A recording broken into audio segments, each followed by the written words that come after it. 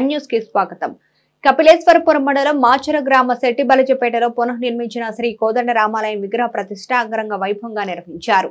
3 రోజుల పాటు జరిగే ఆలయ పునఃప్రతిష్ఠ కార్యక్రమంలో మొదటి రోజు ఎమ్మెల్యే తోట త్రిమూర్తులు ప్రారంభించారు. వేద పండితులు సీతారామ ఆధ్వర్యంలో 3 రోజుల పాటు భక్తుల సమక్షంలో నిర్వహించిన విశేష పూజలు అనంతరం ఈ రోజు బుధవారం స్వామివారి విగ్రహ ప్రతిష్ఠ ఘనంగా జరిగింది. విగ్రహ ప్రతిష్ఠ కార్యక్రమంలో మండపేట పట్టణ municipal chairperson Pativada Nookadurgarani, MPP Medisetti Satyaveni, Durgarao, సర్పంచి వాసంశెట్టి సునీత, విష్ణుమూర్తి పాల్గొని స్వామివారిని దర్శించుకున్నారు.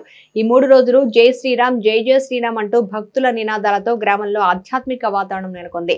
విగ్రహ ప్రతిష్ఠ అనంతరం భారీ ఎత్తున అన్న సమారాధన నిర్వహించారు.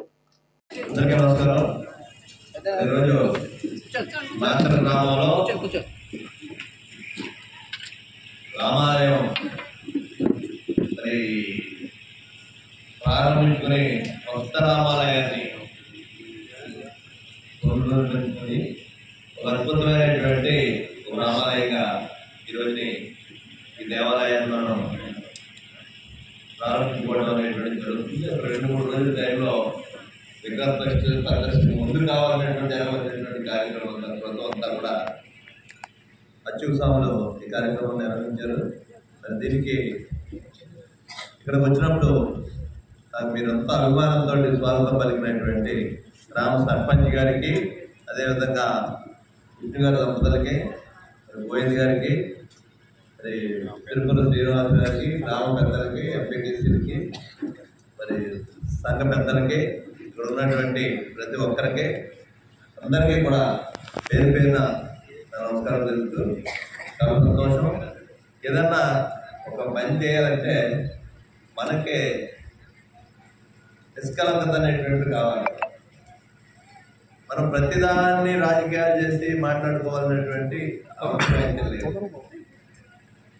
మనం మంచి బుద్ధితో చేస్తే మంచి జరుగుతుంది. మనం ఇప్పుడు అచ్యుతరామ గారు చెప్పినట్టు అయోధ్యలో నిర్మించినటువంటి రామాలయం ఒక చరిత్ర. ఈ సృష్టి పునర్నిర్మాణం అయింది అనేటువంటి అభిప్రాయంతో మనందరూ ఈ భారతదేశం అంతా కూడా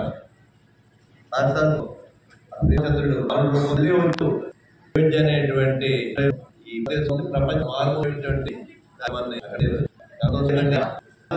అంత సొంతంగా 10 రూపాయలు 5 బాధ్యత తీసుకుని నిర్మాణానికి అందరికీ కూడా